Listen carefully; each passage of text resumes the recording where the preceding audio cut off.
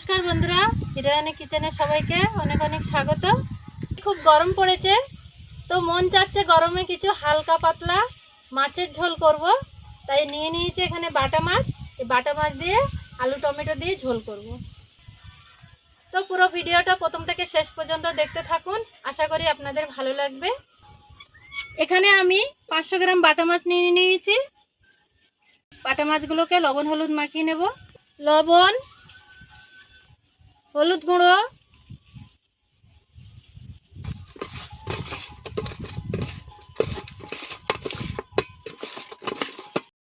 উনুন ধরিয়ে কড়া বসিয়ে দিয়েছি। কড়াইতে দিয়ে দেবো সরিষার তেল।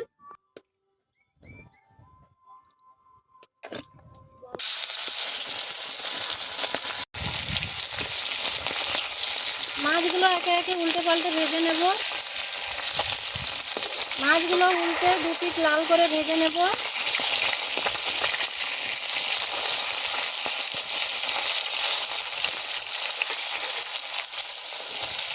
সব ভেজে নিয়েছি, তুলে নেব।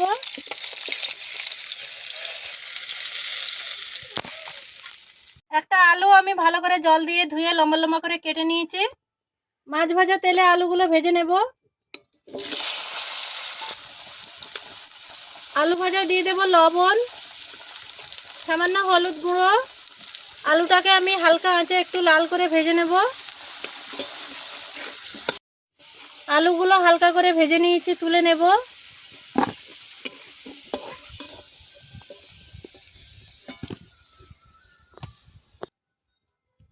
তেলে দিয়ে দেব তরকারির স্বাদ মতো লবণ।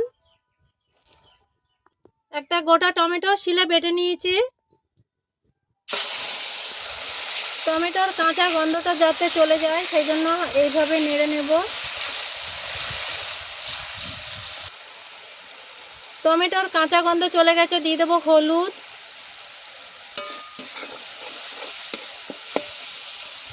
এক চামচ লঙ্কার গুঁড়ো, আদা রসুন একসাথে বেটে নিয়েছি, দিয়ে দেব।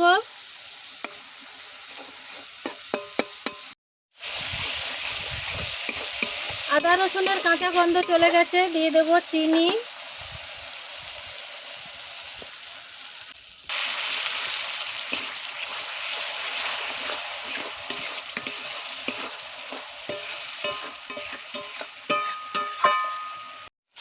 পেঁয়াজ বাটা ভালো করে কষিয়ে নিয়েছি মশলার সাথে। দেখুন তেল ছেড়ে দিয়েছে। এবারে দিয়ে দেবো ভেজে রাখা আলু।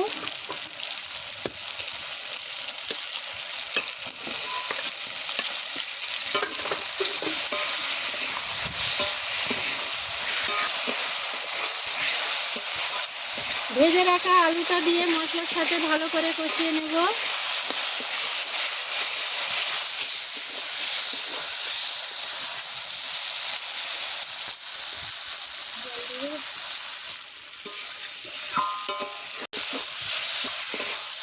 এই গরমে একদম হালকা করে খুব কম মশলায় বাটা মাছের ঝোল বানালে শরীরে কোনো সমস্যা হবে না। খুব ভালো করে কষিয়ে নিয়েছি, দিয়ে দেবো জল।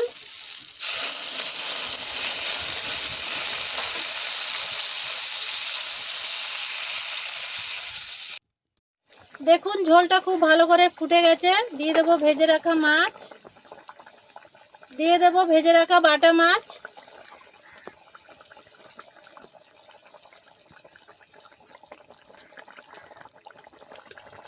মাছ দেওয়া হয়ে গেছে। মাছের ভিতরে সব কিছু ভালো করে ঢুকে যাওয়ার জন্য 5 মিনিট চাপা দিয়ে রেখে দেব।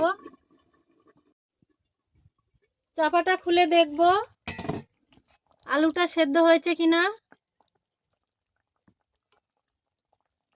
আলুটা একদম সেদ্ধ হয়ে গেছে। বাটা মাছ আর আলুর ঝোল হয়ে গেছে। এবারে একটু ধনেপাতা দিয়ে নামিয়ে নেব।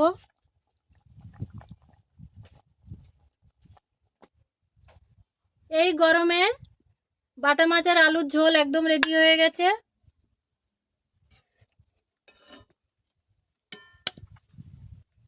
হালকা পাতলা বাটা মাছ দিয়ে আলুর ঝোল একদম রেডি হয়ে গেছে।